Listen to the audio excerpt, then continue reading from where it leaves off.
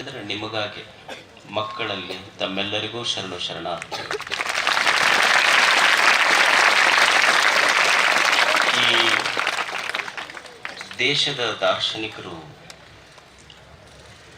ಮನುಷ್ಯನ ಜೀವನವನ್ನು ಕುರಿತು ಅವರು ಚಿಂತನೆ ಮಾಡಿದ್ರು.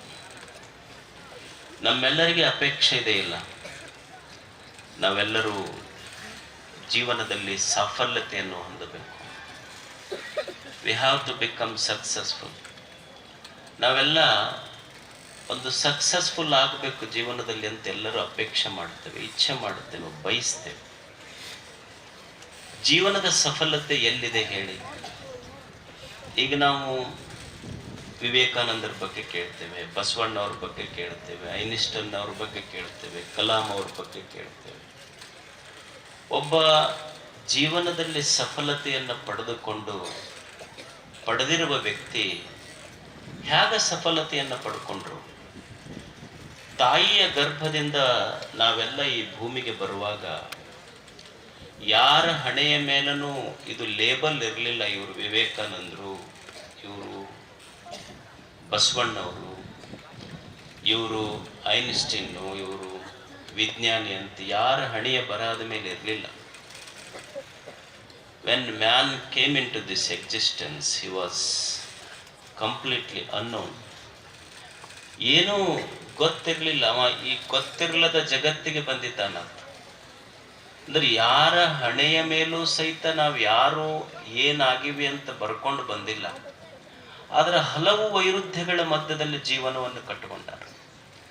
ನಾವೇನು ಹೇಳ್ತೀವಿ ಅಂದ್ರೆ, ನಾವು ಜೀವನದಲ್ಲಿ ಸಫಲತೆ ಪಡ್ಕೋಬೇಕಾದ್ರೆ, ಇಲ್ರಿ ನಮ್ಮ ಬಡತನ ಐತಿ, ನಮಗೆ ಕೆಳಗಿರೋರು, ನಮಗೆ ಊರು ಸರಿಗಿಲ್ಲ, ನಮ್ಮ ಸಾಲಿ ಸರಿಗಿಲ್ಲ ಅಂದ್ರೆ ಜೀವನದಲ್ಲಿ ನಾವು ಸಫಲತೆಯನ್ನು ಕಂಡುಕೊಳ್ಳಿಕ್ಕೆ ಅಥವಾ ಫೇಲ್ಯೂರಿಗೆ ನೂರಾರು ಕಾರಣಗಳನ್ನು ಹೇಳ್ತೀವಿ ನಾವು.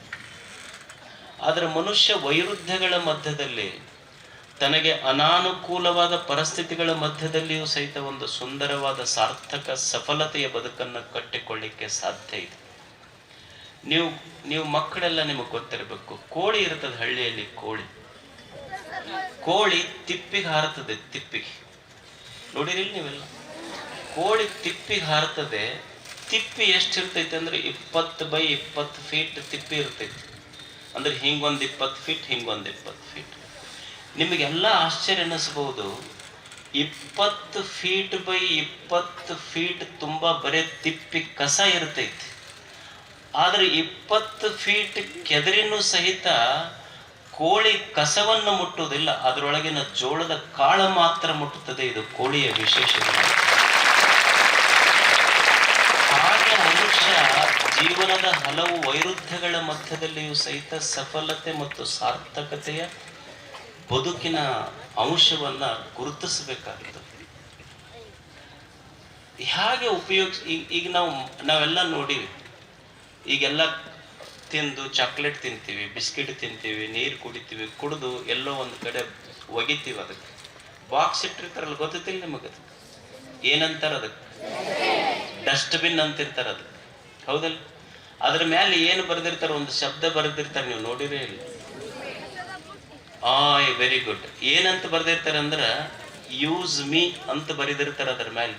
ಅಂದ್ರೆ ನಾವೇನ್ ತಿಳ್ಕೊಂಡಿವಿ, ಎಲ್ಲಾ ಒಯ್ದು ಕಸ ಹಾಕುವ ಡಸ್ಟ್ಬಿನ್ ಸಹಿತ ನಾನು ಇನ್ನೊಬ್ಬರಿಗೆ ಉಪಯೋಗ ಆಗಲಿ ಅಂತ ಹೇಳ್ತೈತಿ ಅಂದ ಮೇಲೆ ಬುದ್ಧಿದ್ದ ಮನುಷ್ಯ ಇನ್ಯಾಕೆ ಹೇಳಬಾರ್ದು ಅಂತ ಇದು ಗೊತ್ತಿರಬೇಕು ನಮಗೆ.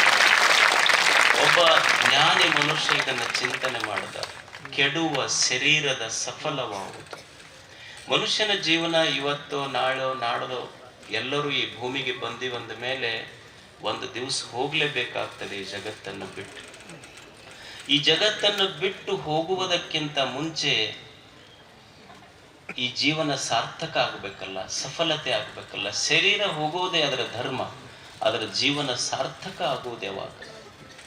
ಮನುಷ್ಯನ ಜೀವನ ಯಾವಾಗ ಸಫಲತೆ ಆಗ್ತದಂತ ಈ ದೇಶದ ಋಷಿಗಳು ಚಿಂತನೆ ಮಾಡಿದ್ರು, ಈ ದೇಶದ ದಾರ್ಶನಿಕರು ಚಿಂತನೆ ಮಾಡಿದ್ರು.